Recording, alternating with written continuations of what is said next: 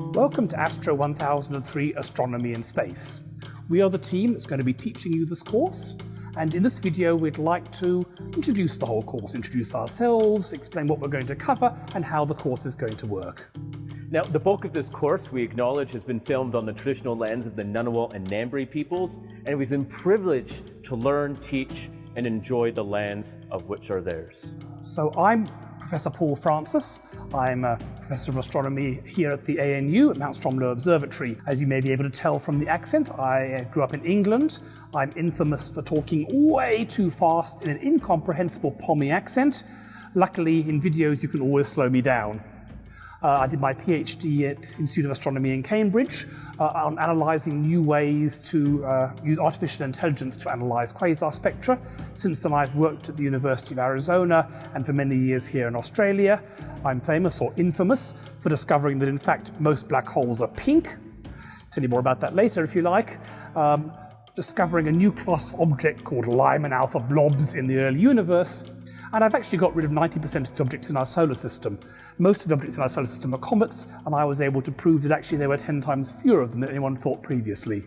I'm Dr. Brad Tucker, and if Paul speaks fast, I speak loud, so you can always turn me down. So my research is on supernova and dark energy, so big stars that blow up, and how we use this to measure the growth of the universe. One of the big things we've been working on is seeing the first moments a star explodes and seeing the shockwave rip through the star, creating some awesome views for us. I also have a big interest in science communication, as well as actually how we learn from science fiction in science communication. Hi, my name is Kalia Linton-Noon. I'm a proud Aboriginal woman from the Gamilaroi Nation, and I have a background in looking at space clouds, specifically space clouds that are made of neutral hydrogen gas. I use radio telescopes to be able to observe these clouds, specifically in the centre of our galaxy. I'm a PhD candidate here at the Australian National University, and I also have a big passion for science communication and education. My name's Peter Swanton. I'm a Gamilaroi man, and I'm an astronomer here at the Australian National University.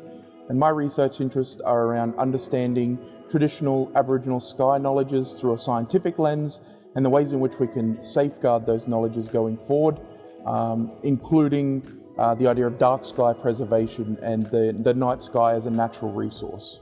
The course is going to be broken up into 4 sections, the first of which is going to be on Indigenous astronomy, which will be taught by myself and Pete. So in our section on Indigenous astronomy, we'll be exploring some of the sky knowledges and stories that are contained within our culture systems and their importance and significance, not only culturally but scientifically, as well as for everyday life.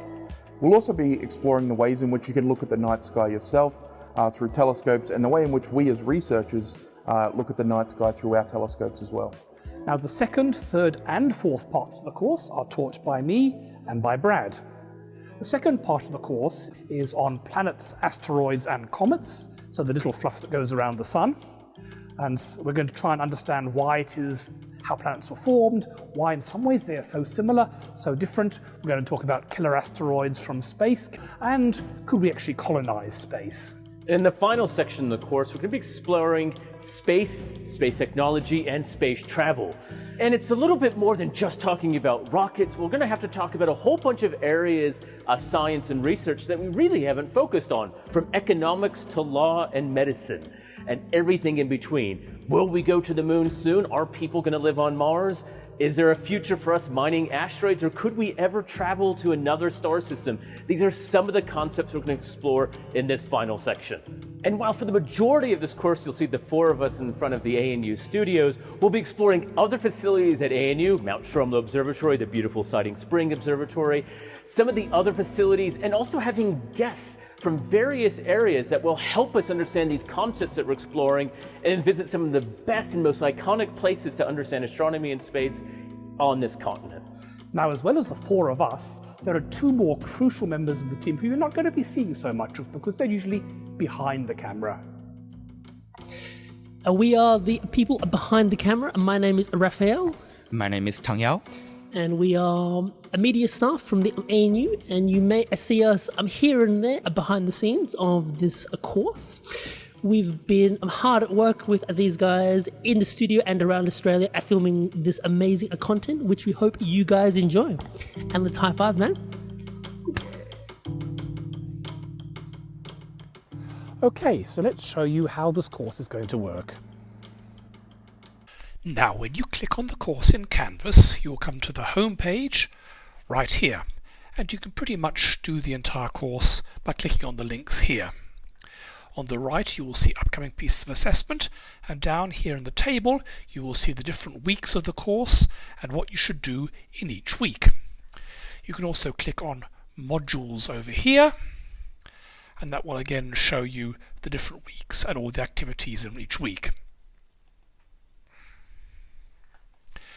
Now, because this is an online course, we don't have in-person lectures. Instead, we have online lessons, and each online lesson is basically our equivalent of a lecture. So let's look at one of these things.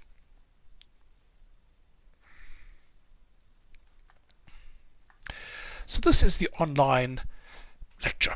Now, there are 3 ways we expect you to interact with this. 1 is you can watch videos. 2 is you can read text, or 3, you can download the notes, upload them into the AI of your choice, and get that to teach you the content and ask you questions about it. Entirely up to you which way you learn the content. If you actually decide to look at the lessons, click on this, you will see we've got a whole bunch of pages in each lesson, and each page has a video at the top which you can play, and text underneath. Now, the text says the same thing that's in the video, so you don't need to watch the video and read the text. You can do one or the other, or mix them, or watch the video first and then use the text as reference or something like that. It does mean you don't need to take notes, because everything you want is in the text underneath, and all the text from down there is also in this downloadable PDF file. Now, after each page, if you click through to the next page, you will see some questions, and these questions will test you on what you've just been watching or reading.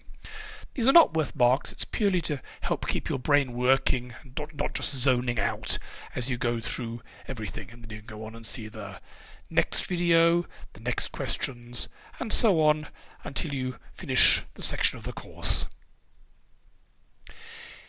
If you have questions about anything, you can go to discussions, and you'll see there's a discussion topic about every week of the course. That's where you can post, can you explain this to me? Can I have help with this piece of homework? How do I do this? Anything you like, just post it there and we will rapidly answer. Now, the assessment for each part of the course can be accessed from here. You will also see all the upcoming deadlines on the right. And the detailed explanation of how all the assessment works, look underneath this video in the welcome page, and it will explain how everything works. So I hope that all made sense. Remember that if you have any questions about any of this, just use the discussion forum to ask us about it. And now it's time to get on with the course.